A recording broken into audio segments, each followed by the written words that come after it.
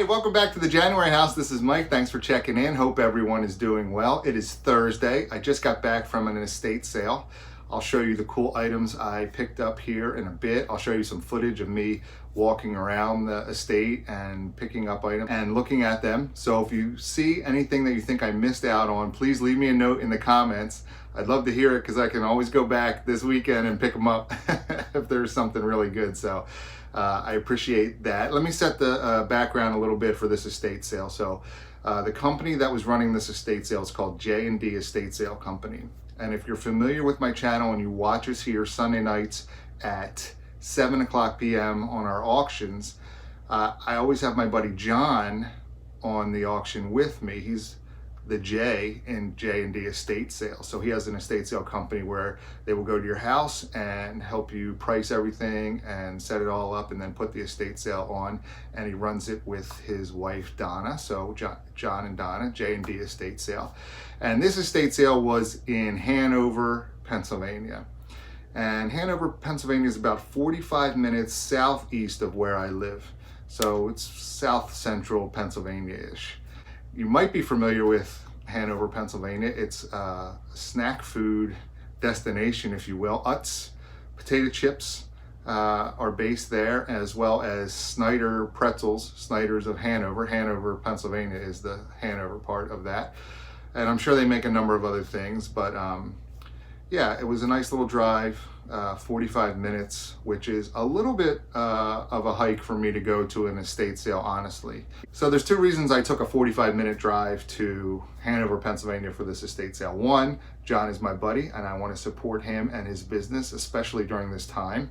And the second reason is that I usually find items that I don't normally sell at a price that's reasonable enough for me to get into selling them, or at least try to sell some of these items without paying a really high price, because I don't mind paying for an education, if you will, and you'll see some of that in the video here shortly. A couple items to note for this estate sale is that one, they were only allowed to have 8 people in at a time per John's rules. Part of that has to do with the coronavirus rules and regulations here in Pennsylvania, as far as how many people can be in a space at a certain time. And two, this house was very tight quarters inside. It's hard to move around, I would think, normally. And then when you have tables set up with items on them in every room and things in the middle of the room, people are just on top of each other. And I think with the pandemic, it's a good decision to limit the amount of people in a room at a certain time, just my opinion. We did have to wear masks, and everyone was wearing masks, and you couldn't come in unless you had a mask on. And the other thing was that the rooms, some of the rooms were darker. There wasn't a lot of light, and today was kind of a rainy, drizzly day a little bit, so it was kind of gray and overcast, so there wasn't a lot of natural light either. So you'll see some of that in the filming. It looks a little dark. So the estate sale started at 8 o'clock. I got there at 7:35, and I was the 9th person in line. They were letting 8 in at a time, and I was like, oh my goodness, what are the odds of this, right? But as we walked in, one of the ladies that was waiting in line was just there to help her mom, so she wasn't going in the house, so she stepped out of line, and I was actually the 8th person to get in line. The last thing is that I had to record over the filming because there was music playing from the radio, and I don't want to get any copyright infringement strikes against me or have any issues there. So I just muted the audio and then I talked over it. So I will see you back here when we're done. All right, here we are waiting in line to get into the estate sale before it opened. You can see the house isn't that big, and you can see my finger in this picture because I'm not a great photographer. All right, here's the first room I stopped into. You can see the quarters were very tight quarters. This lady walked right past me there.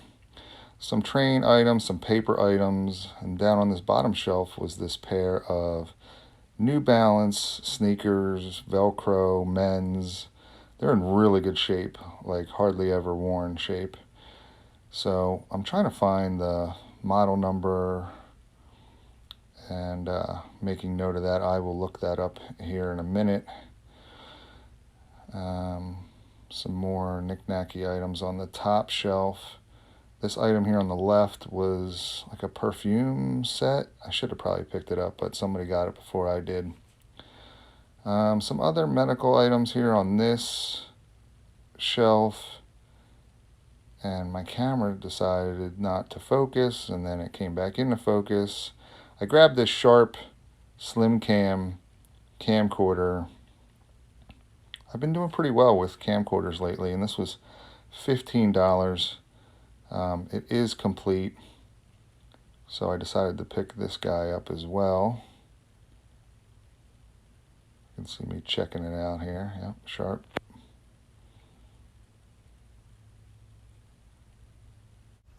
This is a heart monitor device that monitors your heart rate wirelessly, WireX. It was a little pricey at $25. The comps are right around there, so I ended up putting that back. All right, next was this table full of little gizmos, gadgets, different things individually priced, as you can see. Some belts, some trimmers, calculators, just different items. Nothing really interested me there. This other shelf had some more of that. There's some books, some canes and walkers. It's a nice gun cabinet I just passed, but I went over to the closet, started looking through some of the clothes, but then John came in and was talking to me for a minute here. You might be able to see his leg in the camera there. Yep, that's John. And then I was asking him about the train set, seeing what type it was, if he knew much about it. He said he didn't, so I left that room and I went on to the kitchen. All right, here I am in the kitchen and looking at their appliances. I'm looking for older items that I can part out. Cuisinart brand, definitely up there on my list. I really didn't see any of those items. There was a lot of dishes, bowls, chinaware, different things. There was a lot of Pyrex on this shelf initially. Was advertised in the pictures, but a gentleman came in and bought almost all the Pyrex first thing when he walked in, so a lot of it was missing. I don't really mess too much with china place settings and bowls and whatnot, or Pyrex, so I just moved on. Over here, some more items on the counter here, just different things. I don't know, I'm looking for older stuff, or things that are different looking, kind of funky. I picked up this buttered dish in the back here. I thought it was one of those Ray Dunn butter dishes, some kind of variant of that, but it's not. It's a different brand. So I put that back. But here's a cool item. Like I said, John usually has some things that you can get into fairly inexpensive. So these were scissors, and they were $1 each. So I ended up getting a few, looking up the comps.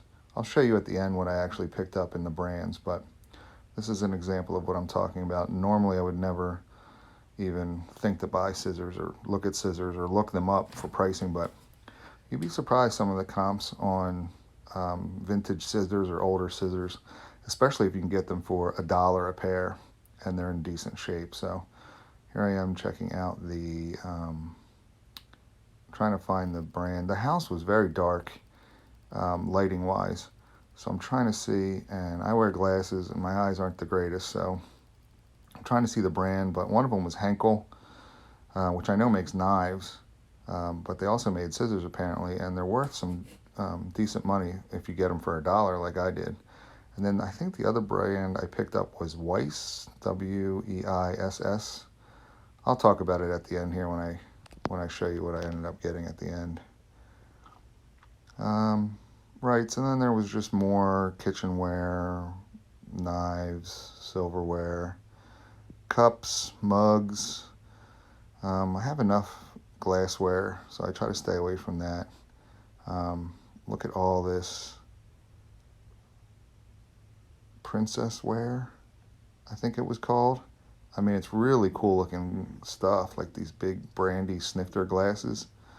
And the pricing wasn't bad. I don't have a need for any of that stuff right now. All right, here I am in the garage, and they had a number of fishing rods. I didn't really know what to look for. I'm not too familiar with different fishing rod manufacturers or which ones are vintage or good to pick up.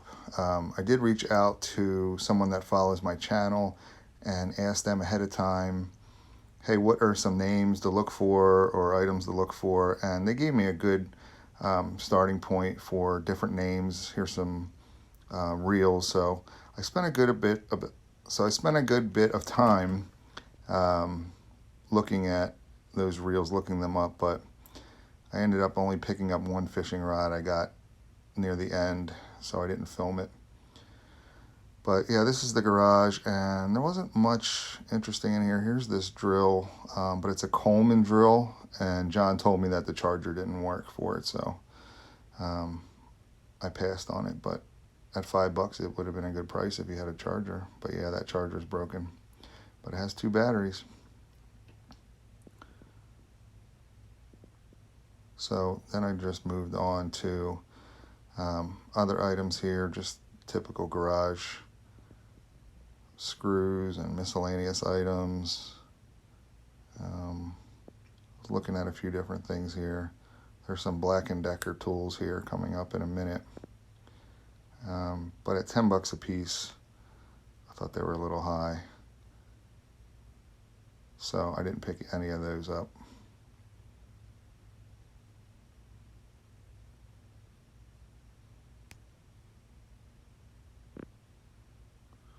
Some other miscellaneous items, some cords and what have you. Then behind me here, there's a number of tools laid out, and they're all $1 unless they're marked. Like this guy.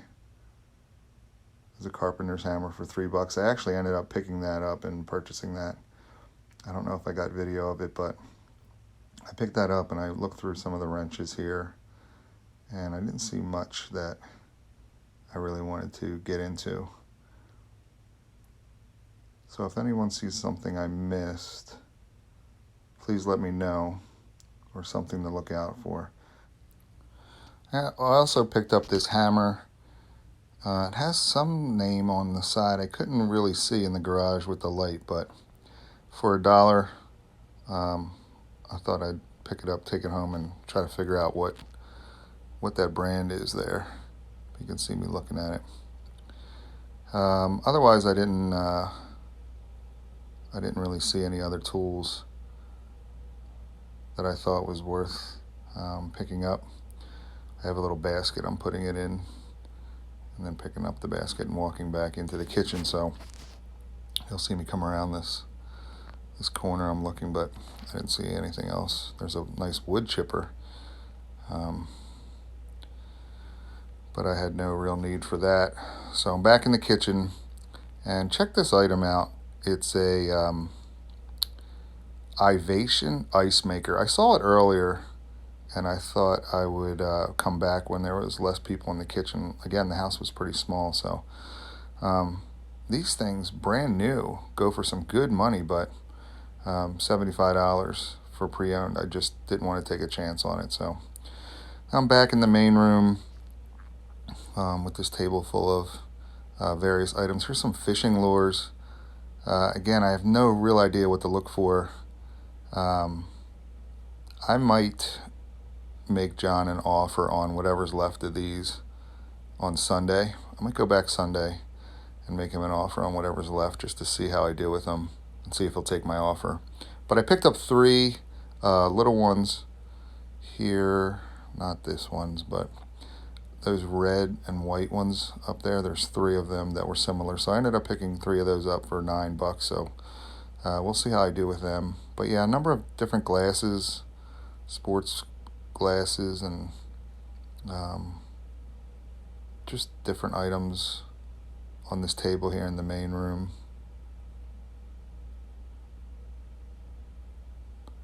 But I didn't really see anything that I couldn't live without. All right, another side room that I went into with this table full of various items. Another pair of scissors here that I picked up, but they weren't anything real special, so I put them back. Some furniture looked nice, but I just don't really deal in furniture myself, so another dresser.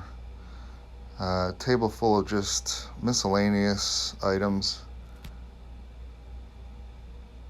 and glassware, whatnot, an old record player. There's a box of models that were already put together here on the floor, some magazines, some of these cube storage things, some board games. Nothing really interesting to me though. Nothing I couldn't live without. Some items in boxes. Again, this furniture desk thing. I like looking at the older furniture, but I never buy any because I don't really sell it. So I'm not really sure what was in that box. Some wooden items. So all right, back out to the main room. I tried to film when I was mostly the only one in the room because it was pretty tight. Here's some salt and pepper shakers. Some electronics, TV. This VCR I thought was cool, but John told me that the VCR part didn't work, so I passed on that and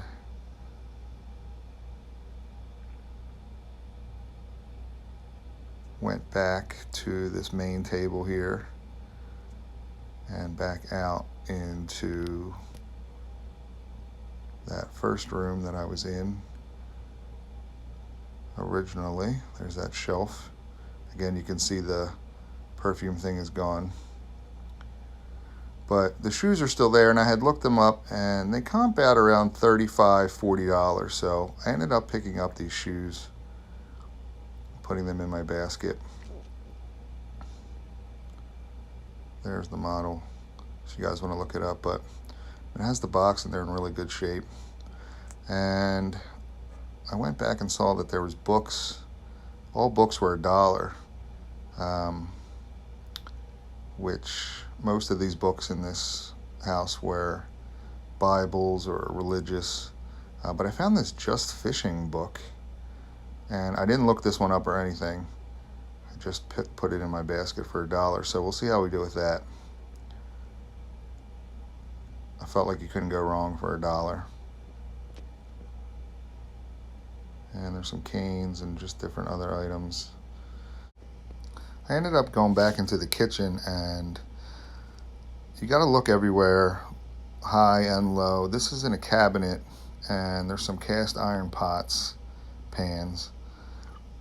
And I picked this one, and I turned it around, and it has a name that I recognize. It's Wagner. And it's in pretty decent shape. Check it out on eBay, Wagner. I think this is 10.5 inch, yeah, skillet. And like I said, it's in pretty decent shape. So for $5, I ended up picking that up as well. And then there's a pot on the floor that I didn't see right away for whatever reason, and I ended up coming back to that as well. So I always do an initial look in the rooms, and then I'll come back and do a more thorough search. These are some cutter blades. I'm not really sure what brand. I was trying to find the brand, but I don't think they're anything really special or what have you. So yeah, here I realized there was a pot on the floor with a lid, so I always find a lid if it's good. And hey, it's another Wagner. I think it's a bean pot is what it says. So, and it has the lid, so I ended up picking that up as well. And then another room here with some just different older toys, and these things weren't really in great shape, and they didn't have any markings as far as a name goes. So you can see like that one was buckled out, and it's kind of got some dings on it. This item was cool, but one of the fins is broken off. I guess I didn't really capture it too well in the recording there. There's a number of these comic books, these westerns, that I thought were really cool, and I started looking a few of them up. And some of them go for some decent money, but these were mostly in not great condition. I did pick one up. I'll show you here at the end of the video. And then just some different other toys and what have you. This area was picked over pretty well initially by the first group of people that came in. Some cigar boxes, some older cheese boxes. All right, so that was my first estate sale walkthrough video. Hopefully you guys enjoyed it. I'll show you here in a minute what I picked up and how much I intend to try to sell these items for. But I also want to talk a little bit about mindset going into an estate sale, at least my mindset. And I'm sure it's maybe the same for a lot of people, but it's going to be different for everybody. Number one, I think for me, is the current situation. We're going to have to wear masks into estate sales. We're going to have to wait in line. And it's going to be a one in, one out type of situation. If I had gotten there a little later and I was the 9th person in line actually, and I had to wait outside, I mean, that's what you just have to deal with, especially if you're going to be a reseller. You can't let it affect you and put you in a bad mood once you actually get in the house. So just a good mindset starting out, I think, is important. Another mindset item for me is don't be afraid to look at items that you normally don't sell. I don't really sell like Pyrex and glassware, but I'll look at that stuff. I'll run comps while I'm in there just to see, you know, where items are. You never know. There's an item that I picked up here that I didn't show in the video that I did that on. So we'll see how it goes. It was reasonably priced, so I'll see what I can do with it. Hopefully I can turn a profit. And if I can, maybe I can learn a little bit more about the genre. And there's probably some higher end items in this category and some lower end items. So you never know if it's a good price and you can make some money on it. Don't be afraid to venture out into different niches. Don't be afraid to look high up on shelves or low in cabinets. You know, obviously if things are marked, you know, don't enter, don't go in there, whatever. Don't do that. But, you know, there's things on a table, there's things underneath the table. And a lot of times people won't look at the items underneath the table that closely because it requires them to get down and actually look at things. So I try to look everywhere. I try to look high and low.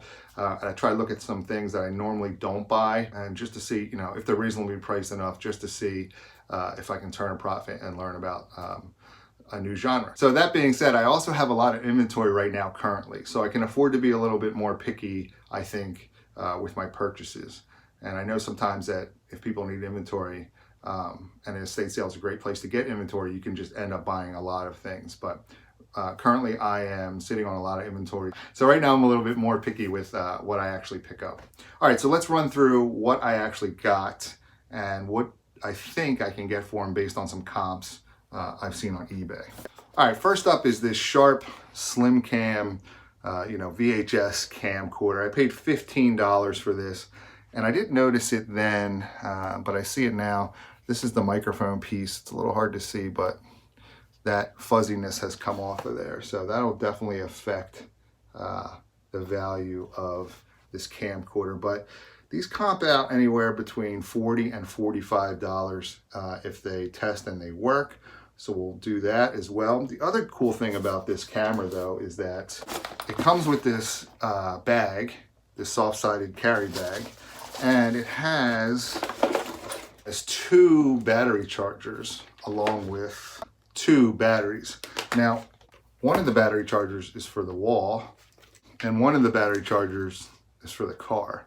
But I might try to sell them separately. Like I might sell the camera with the bag and one of the battery chargers. And then I might try to sell the car charger and battery separately to help defer the cost of this $15. So maybe if I can get 10 to 12 bucks on this plus shipping and then like 40 on the camera, that would be good. So I'm not really sure right now. I'll have to look up comps. I didn't know it had 2 batteries and 2 different chargers when I purchased it. So I'll have to look up what the comps are selling for, which type of battery, which charger they're including. But I figure $15 cost into $40, $45 sell price. All right, next up are these New Balance shoes. and they are in excellent shape. I mean, if these were worn one time, I would be surprised. I mean, they're just in great, great shape. And I picked them up for $4, as you saw, and they're comping anywhere between $30 and $35 if you want to add shipping or have free shipping. So I think I'll try $30. All right, next up is a Annie Oakley Dell comic book. There was that big pile of them, and there's a little wear on this one. The corners are a little rounded, we'll say. I mean, there's no tears or rips or anything, but it's not in the greatest shape. There are some comps online on eBay, and they're anywhere from $25 to $30. So I'm gonna try $30 plus shipping for this. All right, next up is that hammer that you saw me pick up in that lot of tools. And I said it had a logo on it, but I couldn't read what it was. Well, I got it home, and it is a Stanley hammer. Probably hard to see there, but it's a Stanley cross peen hammer, and one sold for $25, so I'm gonna try $25 plus shipping on this. I bought it for $1. All right, next is this carpenter's hammer, and I believe the logo on there is Plumb, P-L-U-M-B. And I've sold one of these Plumb carpenter hammers before in much better shape, believe me, than this one for $19. But I think the important thing is just the head. I think that people that buy them end up taking these off and finding their own handle or making their own handle anyway. I might do that. I might just try to sell the head here by itself because this handle's in pretty rough shape. You can see it's split, and look at that side is a mess. And even down here where you hold it, it's not in the greatest shape. So I think I might try to take this head off and sell it for $15. All right, next up is this Wagner. It's an 1891 10.5-inch skillet, and I bought it for $5, and it comes out at $30 plus shipping on eBay. It's in pretty good shape. All right, next is another Wagner 1891. It's a bean pot. It's a 2-quart bean pot from Wagner, and it has this lid with it, this glass lid. I'm not sure if this glass lid is actually the lid that goes with it. I'm going to sell this glass lid with it. I mean, it fits, so maybe it is. I'll have to do a little bit more research. The inside's a little rough, but again, I think I can get $30, maybe $35 since it has the lid for it. I picked it up for $5.